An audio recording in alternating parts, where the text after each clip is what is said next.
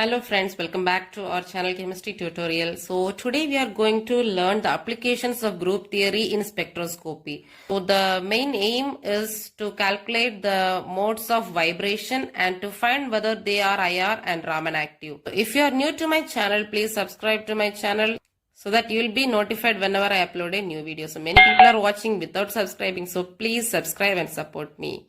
So let's get started. For every molecule, there will be 3n modes of motion. That is, n is the number of atoms present in a molecule. So all the molecules will undergo 3 modes of motion, that is translational, rotational and vibrational.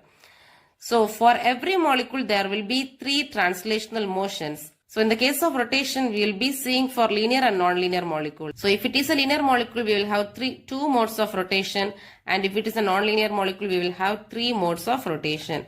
And now we have to see the vibrational modes.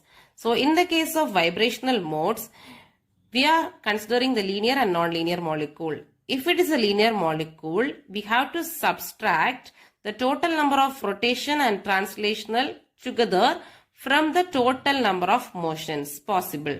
That is, for linear, the translational 3 and the 2 rotational motion, that is total 5.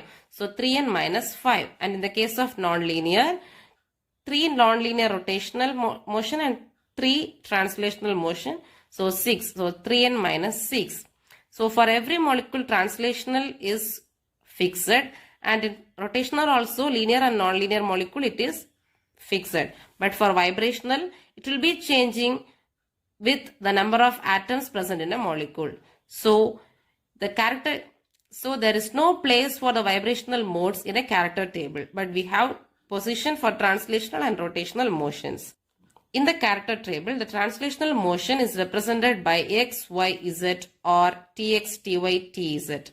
So translational motion is the motion of a molecule from one point to another point, so that the center of gravity will be changed.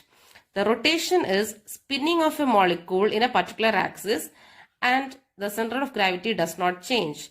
And the representation is Rx, Ry and Rz. So vibrational modes. So as we discussed earlier, 3n minus 5 is for linear and 3n minus 6 for non-linear. So vibration is stretching or bending of the molecules. So if this is the molecule, we have 3 atoms like this.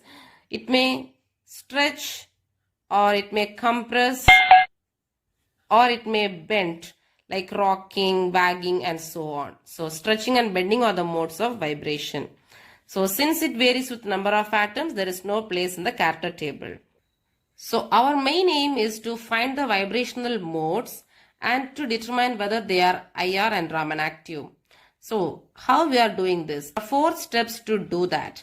So the first step is we have to generate a reducible representation of a molecule with the help of a set of vectors. So suppose we are taking water molecule. For every atom we will have 3 vectors, that is x, y, z coordinates. So we have 3 plus 3 plus 3, 9 vectors as the basis for creating the reducible representation. Step 2 is the decomposition of the reducible representation into irreducible representations using a reduction formula, which we will discuss later. Step 3. Step 3 is to calculate the symmetry species of the normal modes of vibration. That is, we have to find out the modes of vibration from the total IRRs we get.